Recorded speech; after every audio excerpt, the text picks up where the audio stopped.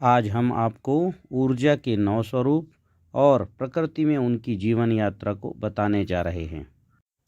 अपनी पूरी प्रकृति पंच महाभूत अर्थात भूमि, गगन, वायु, अग्नि और नीर भगवान भगवान से बनी है। पंच महाभूत सहित प्रकृति का हर जड़ चेतन बना है परमाणुओं से और परमाणु बने हैं इलेक्ट्रॉन, प्रोटॉन, न्यूट्रॉन से। भारतीय दर्शन इन्हें ही ब्रह्मा, विष्णु और महेश कहता है। इन्हीं त्रिदेवों ने अर्थात प्रोटॉन, न्यूट्रॉन और इलेक्ट्रॉन ने प्रकृति के समस्त परमाणुओं को बनाया है और पूरी प्रकृति परमाणुओं की श्रृंखला ही है। आधुनिक वैज्ञानिकों ने प्रोटॉन और न्यूट्रॉन बनाने वाले इन कणों को भी देख लिया है। आधुनिक विज्ञान इन्हें क्वार्क्स कहता है। दरअसल ये क्वार्क्स कण नहीं हैं, ऊर्जा के छोटे छोटे पुंज हैं। वही ऊर्जा के पुंज जो छल्ले के आकार के, रश्मियों के आकार के, छंद के आकार के होते हैं। आधुनिक विज्ञान इनको ही वेव्स और क्वार्क के कण कहता है। ये कण नहीं हैं, ये सब ऊर्जा की इकाइयां हैं जो छल्ले के आकार में पूरी प्रकृति में फैली हुई हैं। ऊर्जा की इन अलग अलग आकृतियों में ही हमारे पूर्वजों ने नौ दुर्गा का स्वरूप देखा, इनका विस्तृत वर्णन किया। आगे बढ़कर यही ऊर्जा इकाइयाँ संघनित होकर इलेक्ट्रॉन, प्रोटॉन, न्यूट्रॉन का निर्माण करती हैं और यही इलेक्ट्रॉन, प्रोटॉन अपने अपने जोड़ों को बढ़ाते हुए अलग अलग तरह के परमाणु और अणु और उसके आगे बहुकोशीय जीवाणुओं का निर्माण करते हैं। प्रकृति में सभी दिखने वाले पदार्थ ऊर्जा के संघनन ही हैं। ऊर्जा संघनित होकर परमाणु बनाती है और विभिन्न तरह के परमाणुओं का योग ही गैस, द्रव्य और ठोस पदार्थ बनाते हैं। यही ठोस चीज़ें हमें ग्रह, उपग्रह और सौरमंडल के रूप में दिखाई देता है और यही ग्रह, उपग्रह, तारे मिलकर के पूरी प्रकृति में आकाश गंगा का निर्माण करते हैं। हम अपने सौरमंडल से बाहर ये जो तारों का गुच्छा देखते हैं, दरअसल ये आकाश गंगाएं हैं और हमारी इस प्रकृति में करोड़ों करोड़ आकाश गंगाएं हैं। इन्हीं आकाश गंगाओं में से एक आकाश गंगा मिल्की वे में हमारा सूर्य है और उसमें हमारा यह धरती है। ऐसे अनेक आकाश गंगाएं मिल करके एक ब्रह्मांड का निर्माण करती हैं और ऐसे अनेक ब्रह्मांड इस प्रकृति में है, ऐसा माना जाता है। तो आपने इस तरह से देखा, ऊर्जाओं ने ही अणुओं, परमाणुओं, ग्रहों और आकाश गंगाओं और ब्रह्मांड का निर्माण किया है। इस सब में एक और दिलचस्प तथ्य यह रह गया कि ब्रह्मांड को बनाने वाले परमाणु हैं, परमाणु को बनाने वाले प्रोटॉन और न्यूट्रॉन हैं, इन प्रोटॉनों को बनाने वाला भी एक कण है। ऐसी सोच और सिद्धांत सत्येंद्र नाथ बोस ने 1960 के दशक में दुनिया को दी। सत्येंद्र नाथ बोस ने स्पष्ट कल्पना दी कि प्रोटॉन, न्यूट्रॉन, अणु, परमाणु और ग्रहों को भार देने वाला कोई न कोई तत्व प्रकृति में विद्यमान है और यही ग्रहों, उपग्रहों का निर्माण करता है। इसी बात को प्रसिद्ध भौतिक वैज्ञानिक फ्रांसवा एल्बर्ट और पीटर हिग्स ने वर्ष 2012 में 67 देशों के 5000 वैज्ञानिकों के साथ मिलकर सर्न नाम की संस्था बनाकर 27 किलोमीटर की परिधि में जमीन की गहराई में लार्ज हाइड्रॉन कोलाइडर नाम का एक विशाल चुंबकीय सुरंग बनाकर उसमें प्रकाश की गति से प्रोटॉनों को दौड़ाकर आपस में टकराया गया। प्रोटॉनों के टकराने से प्रोटॉन बनाने वाले वे सभी कण छिन्न भिन्न हो गए जिनसे प्रोटॉनों की रचना हुई है। उनमें से एक कण हिग्स बोसॉन कण ने आपस में सभी सूक्ष्म कणों को जोड़कर पुनः प्रोटॉनों का निर्माण कर दिया। इससे इन वैज्ञानिकों ने यह निष्कर्ष निकाला कि यही कण जिसने प्रोटॉन को बनाया है और प्रोटॉन न्यूट्रॉन ने मिलकर पूरी दुनिया को बनाया है।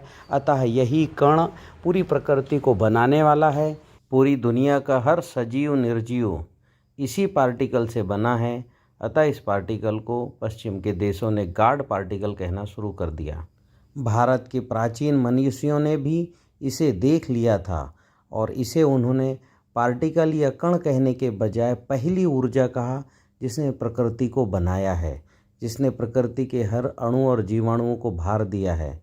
इसीलिए उन्होंने इसे पार्टिकल या कण कहने के बजाय ऊर्जा कहा, जो प्रकृति को बनाती है, जो ठोस है। इसलिए उसका नाम उन्होंने शैलपुत्री रखा। तो पहली ऊर्जा जो शैलपुत्री है, जो ठोस जैसी है, पत्थर की बेटी जिसे कहा, उस ऊर्जा ने पूरी प्रकृति को बनाया है। इस ऊर्जा को आधुनिक वैज्ञानिकों ने हिग्स बोसॉन कण कहकर देखा है। हम आधुनिक वैज्ञानिकों को भी प्रणाम करते हैं जो इस ऊर्जा को उन्होंने देखा और इसे दुनिया के सामने रखा। पर हम उन पूर्वजों को भी प्रणाम करते हैं जिन्होंने इस ऊर्जा को हूबहू बहुत अच्छा वर्णन किया और कैसे उसने प्रकृति को बनाई है इसका भी वर्णन किया और इसकी उपासना पद्धति भी बताई। ऐसे ही दूसरी ऊर्जा को ब्रह्मचारिणी ऊर्जा कहा।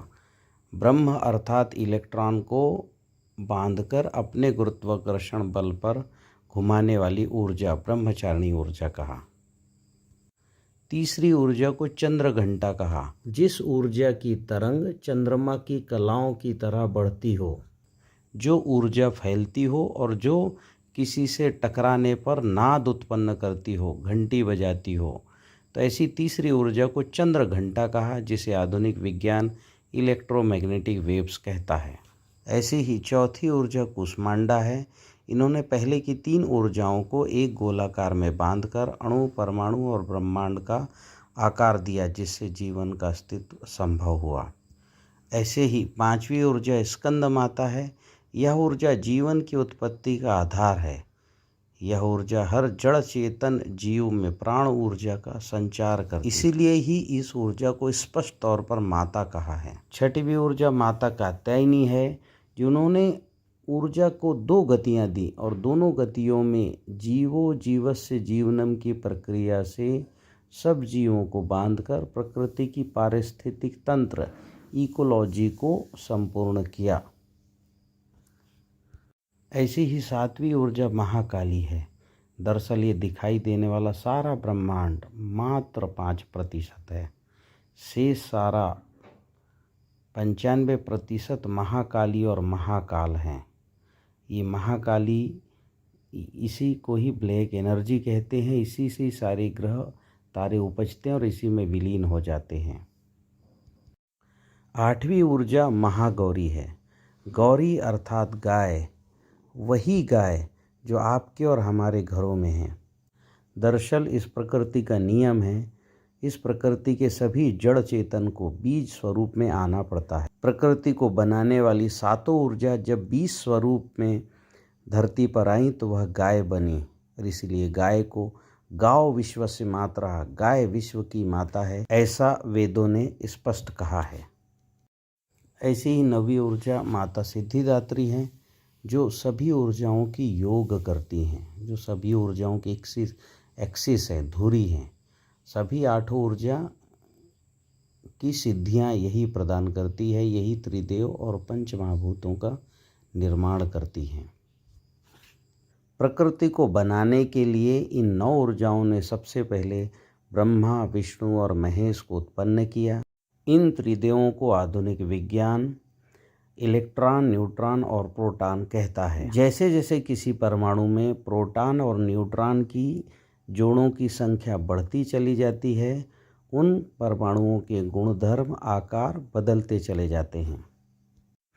इन त्रिदेवों और 5 ऊर्जाओं से मिलकर के पंच महाभूतों का निर्माण होता है। निकोला टेस्ला के एनर्जी डायग्राम के आधार पर मैं इस सिद्धांत को बताने जा रहा हूँ। पहली ऊर्जा शैलपुत्री, दूसरी ऊर्जा ब्रह्मचारिणी, चौथी ऊर्जा कुष्मांडा, पांचवी ऊर्जा स्कंद माता, सातवीं ऊर्जा कालरात्रि और आठवीं ऊर्जा महागौरी। इन 6 ऊर्जाओं ने मिलकर के पंच महाभूतों की निर्मिति की और पंच महाभूतों ने मिलकर के इस पूरी प्रकृति को बनाने की प्रक्रिया प्रारंभ की। इस तरह से यह ऊर्जा पूरी प्रकृति में व्याप्त होकर के जीवन का निर्माण प्रारंभ करती। चंद्रघंटा ऊर्ध्वगति की ऊर्जा को और कात्यायनी अधोगति ऊर्जा को अपने नियंत्रण में रखकर प्रकृति को फैलाने में मदद करती है और इस तरह से पूरी प्रकृति का ऊर्जा चक्र शुरू हो जाता है। परमाणु के 6 एंगल कैसे बने इसे भी समझिए। इस परमाणु में देखिए आपको 6 ट्रायंगल दिखाई दे रहे हैं। भारत का सांख्य दर्शन यह कहता है कि यह सृष्टि बनी है पुरुष ऊर्जा और स्त्री ऊर्जा से। प्रकृति को बनाने वाले त्रिदेव अर्थात ब्रह्मा विष्णु महेश, इनकी देव ऊर्जा के साथ त्रिदेवियाँ अर्थात सरस्वती, लक्ष्मी और पार्वती, इनके मेल से परमाणु को बनाने वाली षटकोणीय आकृति उत्पन्न होती है। यही परमाणु का आकार होता है। ब्रह्म ऊर्जा यानी इलेक्ट्रॉन, विष्णु ऊर्जा यानी न्यूट्रॉन और महेश ऊर्जा यानी प्रोटॉन की निर्मिति, इन तीनों के मिलने से षटकोणीय आकार की आकृति के परमाणु इस प्रकृति के अस्तित्व में आते हैं और ये परमाणु में न्यूट्रॉन प्रोटॉन की संख्या बढ़ती हुई 108 तत्वों की विशाल परमाणुओं की श्रृंखला प्रकृति में बन जाती है। तो इस तरह से हमने देखा कि इस पूरी प्रकृति को इन 9 ऊर्जाओं ने, त्रिदेवों ने और पंच महाभूतों ने बनाया है। ये इस पूरी प्रकृति में पूरे समय विद्यमान रहते हैं। हमारे आह्वान करने पर ये हमारे पास आते भी हैं, पर ये अति सूक्ष्म हैं, नैनो पार्टिकल। आधुनिक विज्ञान इन्हें नैनो पार्टिकल कहता है। नैनोमीटर अर्थात 10⁻⁻⁹, 10, 11, 12 इस सूक्ष्म आकार के ये सब कण होते हैं। इसलिए हम इनको देख नहीं पाते हैं, पर जब भी हम इनको आह्वान करते हैं ये हमारे पास तक आते हैं और अपना कार्य भी करते हैं। कई बार मैंने अपने प्रशिक्षणों में आप सब लोगों को यह प्रयोग करके दिखाया भी है कि कैसे हम किसी भी कण या किसी भी देव या किसी भी ऊर्जा का आह्वान करते हैं तो हमारे पास तक आते हैं। बस हमें उनको देखने की सूक्ष्म दृष्टि होनी चाहिए। हम इन ऊर्जाओं को, इन देवों को पेंडुलम विधि या वैद्य राजेश कपूर विधि से परीक्षण करके एहसास भी प्राप्त कर सकते हैं। हमारे पूर्वज इन सब देवताओं को, शक्तियों को जानते थे, इसलिए कभी भी गलत काम कोई करता था तो वे टोकते थे कि ऊपर वाला सब देख रहा है, आप गलत ना करें। हर गलत कार्य को ईश्वर देखता है और उसके हिसाब से दंड देता है, ऐसा कहते थे। प्रकृति में पंच महाभूतों की ऊर्जा रूप, रंग, गंध, स्वर और स्पर्श के रूप में हमारे बीच विद्यमान रहती है। अग्निहोत्र करने से 7 रंग निकलते हैं। ये 7 रंग उन समस्त सप्त ऊर्जा, त्रिदेव और पंच महाभूतों का प्रकटीकरण है, क्योंकि इन 7 रंगों में प्रकृति के सभी 108 परमाणु तत्व विद्यमान रहते हैं। अतः हम अग्निहोत्र करके इन्हें प्रकट कर सकते हैं। यह भगवान परशुराम जी की विद्या है। कहते हैं भगवान परशुराम ने इसी विद्या के बल पर नई सृष्टि और नए नए तरह के बीजों का निर्माण किया, जिन्हें हम अक्षय तृतीया के रूप में उनके जन्मशती पर उन बीजों का स्मरण करते हैं। आइए अब हम प्रकृति के जीवन विज्ञान की चर्चा करते हैं, जिसे मैं जैविक जीवन शैली विज्ञान कहता हूँ। दरअसल परमाणुओं की कुछ श्रृंखला जिसमें अमीनो एसिड है, जिसने प्रकृति के ऊतक के निर्माण में, प्रोटीन के निर्माण में अपनी भूमिका निभाई, और इसी ने डीएनए के निर्माण में भी अपनी भूमिका निभाई। इस डीएनए की सीढ़ियों ने जीवन की रचना की प्रारंभ की और इस तरह से समुद्र में पहला जीव उत्पन्न हुआ, जिसे भगवान विष्णु के दशावतार के रूप में हमारे धर्म ग्रंथों ने विस्तृत व्याख्या करके बताया है। पानी के अंदर पनपने वाले इन जीवों के विकास की भी बहुत वैज्ञानिक व्याख्या हमारे पूर्वजों ने की। अति सूक्ष्म जीव जिसे आधुनिक विज्ञान वायरस कहता है, उसे हमारे पूर्वज अंडज कहते थे। अर्थात जो ऊतक के अंदर रहकर अपना जीवन पूरा करता है, टिश्यूज़ के अंदर रह के जीवन पूरा करता है, जिसे आधुनिक विज्ञान वायरस कहता है, उसे हमारे पूर्वजों ने कितना सही नाम दिया था, अंडज। फिर फंगस को हमारे पूर्वजों ने द्विदज नाम दिया था, जो शरीर को 2 भागों में विभक्त करके बढ़ता है, तो फंगस ऐसे ही बढ़ता है। फिर स्वेदज से उत्पन्न होने वाले, मतलब किसी जीव के पसीने से, उसके टिश्यूज से उत्पन्न होने वाले, हम ऐसा कह सकते हैं। उद्विज और जरायुज, मतलब अंडे से होने वाले और गर्भ से होने वाले, ऐसे जीवों की उत्पत्ति की व्याख्या की। प्रकृति आधारित जीवन जीने की कल्पना अर्थात जीवो जीवस्य जीवनम का महत्वपूर्ण सिद्धांत दिया। प्रकृति के ऊर्जा प्रवाह के आधार पर जीवन जीने की प्रक्रिया को ही धर्म कहा और प्रकृति के ऊर्जा प्रवाह के विपरीत जीवन जीने की प्रक्रिया को ही अधर्म कहा। और बार बार कहा धारयति इति धर्मा, सबको प्रकृति के जीवन प्रक्रिया के आधार पर जीवन जीने की प्रक्रिया को ही धारण करना चाहिए। ऐसा हमारे पूर्वजों ने हमें बार बार समझाया है। यदि हम ऊर्जा विज्ञान के आधार पर जीवन जीते हैं तो निस्संदेह हमारा जीवन बहुत स्वस्थ और आनंददायक होगा और प्रकृति भी पुनः पुनः शुद्ध, सजीव और शक्तिशाली होगी। आपने हमारा पूरा वीडियो देखा, इसके लिए आपको बहुत बहुत धन्यवाद। ऐसे ही हमारे सभी वीडियो आपको निरंतर मिलते रहें, इसके लिए आप ताराचंद बेलजी जैविक पाठशाला यूट्यूब चैनल को सब्सक्राइब करके रखें और शेयर करें ताकि अधिकतम लोगों तक यह वीडियो पहुँचे। बहुत बहुत धन्यवाद।